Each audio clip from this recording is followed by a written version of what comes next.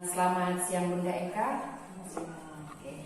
Bunda Eka, saya mohon izin hari ini saya mau mengadakan wawancara di mana ini berkenaan dengan tugas demonstrasi kontekstual modul 3.1 di program guru penggerak yang kebetulan harus mewawancarai dua. Satu adalah pimpinan sekolah saya sendiri, yaitu Bunda Eka sendiri. Lalu nanti saya juga akan mewawancarai kepala sekolah dari sekolah lain. Bagaimana selama ini Bunda dapat mengidentifikasi kasus-kasus yang merupakan dilema etika atau rujukan moral di lembaga kita. Saya selaku kepala dari sini, pengalaman yang pernah kami alami, ada satu guru kami di mana dalam sebuah tanggung jawab dan pekerjaannya kurang bertanggung jawab dalam sebuah pekerjaannya, dan sering juga melakukan lebih mengutamakan kepentingan pribadinya daripada kepentingan lembaga. Pelanggaran seperti apa Bunda yang dilakukan dalam Bunda mengidentifikasinya? Dia sudah melanggar aturan dan kode etik sekolah. Keputusan dari saya memberi peringatan SP1, SP2 dan SP3.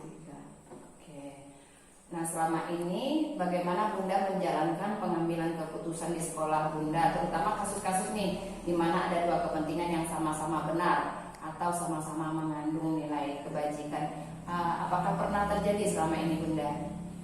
Pernah, sering kali juga sih biasanya. Cuma salah satunya misalnya ada kegiatan di sekolah sampai tidak bisa juga ditinggalkan, dan kebetulan juga ada kegiatan di dinas pendidikan dan kedua-duanya sangat penting harus diikuti.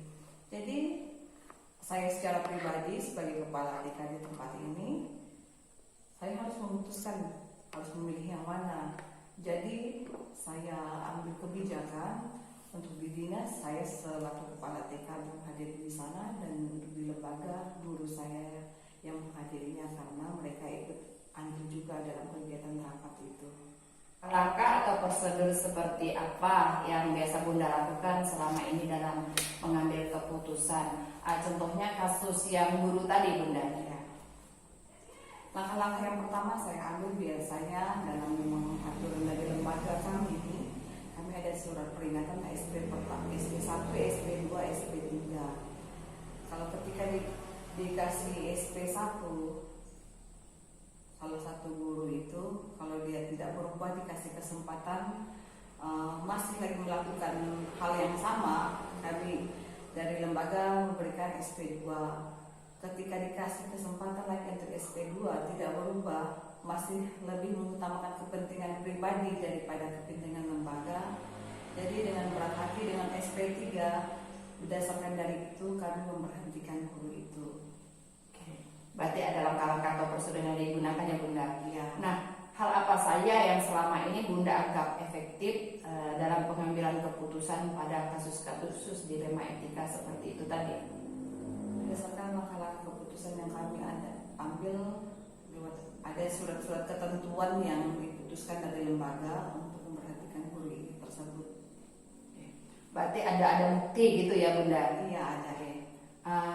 Hal apa saja yang selama ini merupakan tantangan dalam mengambil keputusan pada kasus-kasus dilema etika? Karena biasanya kan untuk mengambil keputusan itu kan sulit dan banyak pertimbangan. Bagaimana cara Bunda menghadapi semua ini? Kalau dalam mengambil sebuah keputusan secara kemanusiaan itu rasanya ada kasih. Cuma kembali lagi karena lembaga mempunyai aturan dan etika yang harus diterapkan di lembaga, mau tidak mau kami harus mengambil keputusan dengan tegas. Apakah Bunda memiliki sebuah tata kelola atau jadwal tertentu dalam menyelesaikan kasus dilema etika? Apakah Bunda langsung menyelesaikan di tempat atau memiliki sebuah jadwal yang terstruktur untuk menyelesaikannya? Bentuk atau prosedur seperti apa yang Bunda jalankan untuk melakukan semua itu?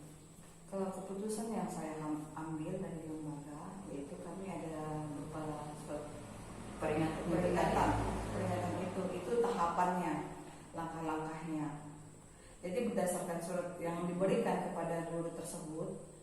Kalau diberi kesempatan tidak ada perubahan, ya seperti itu kami putuskan secara bertahap juga. Oh, berarti dalam menjalankan itu Bunda apa langsung di tempat atau memanggil yang bersangkutan Bunda? Yang kami lakukan adalah memanggil guru tersebut. Adakah seseorang atau faktor-faktor yang selama ini mempermudah atau membantu Bunda dalam mengambil keputusan pada kasus-kasus dari dilema etika yang seperti Bunda alami barusan? Pastinya selalu ada, karena rekan-rekan kerja segala sesuatu yang ada di lembaga ketika ada masalah, kami selalu duduk bersama berdiskusi untuk menyelesaikan setiap masalah yang ada dan mencari solusi serta jalan keluar yang terbaik untuk kemajuan lembaga. Belum resmi. Dari semua hal yang telah disampaikan, menurut Bunda, pembelajaran apa yang dapat Bunda petik dari pengalaman Bunda mengambil keputusan dilema etika?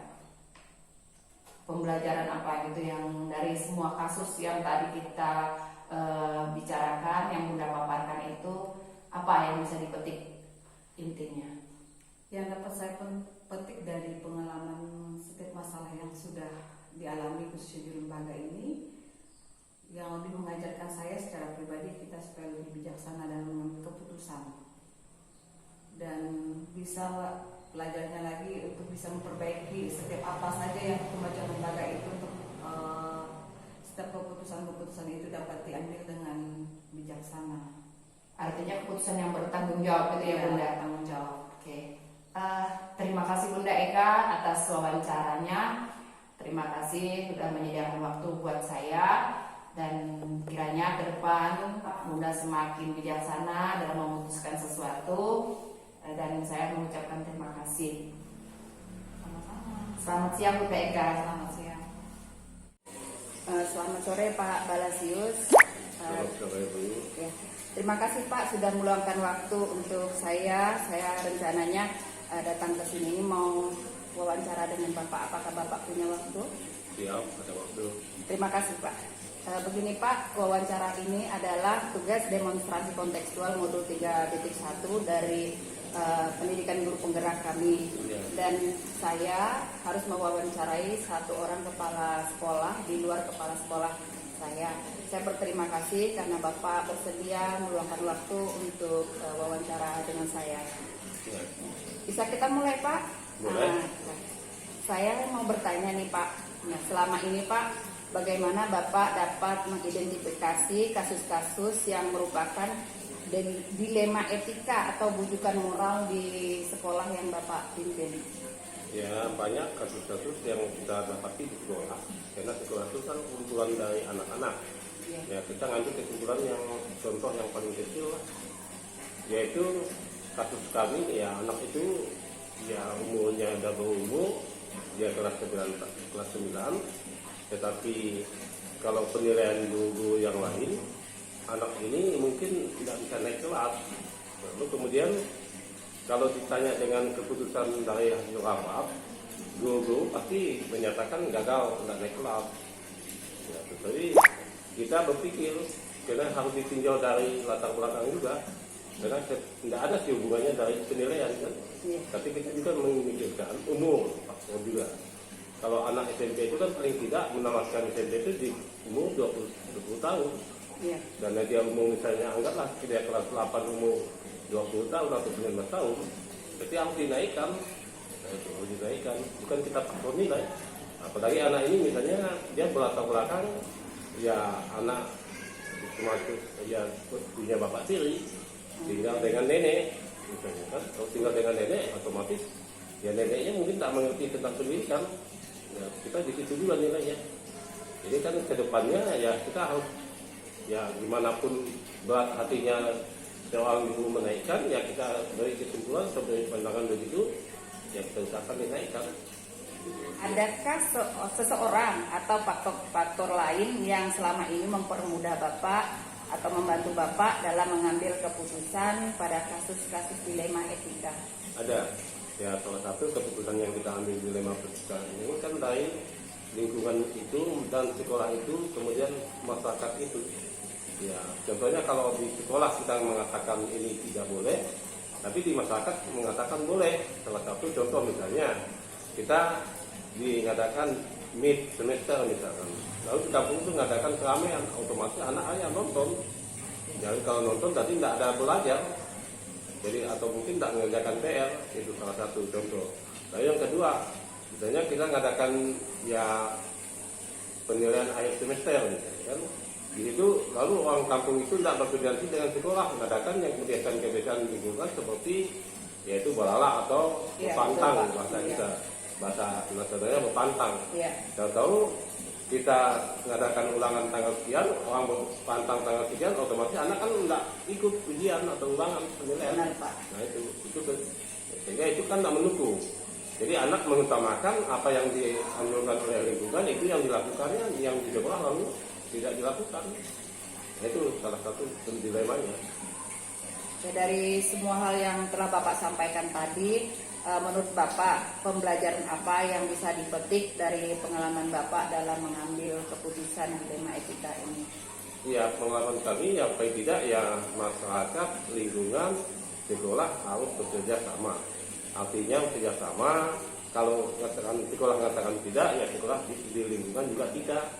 Ya artinya kerjasama, artinya salah satu contoh yang tadi ya, banyak sebenarnya hal-hal yang artinya ya zaman sekarang ini harus kita lakukan ya, seperti contoh ya itu tadi. Yang kedua misalnya ya kita di sekolah buat aturan jangan merokok, lingkungan menjual rokok, mungkin rokok misalnya.